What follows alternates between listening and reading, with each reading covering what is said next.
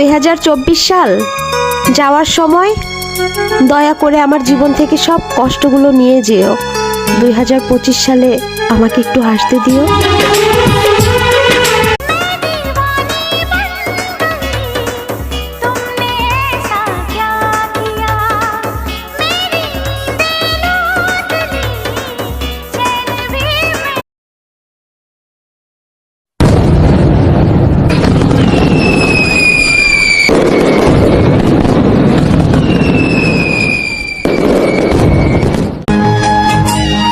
নতুন বছরের নতুন আশা জিয়ার সৈনিকদের জন্য রইল বুক ভরা ভালোবাসা।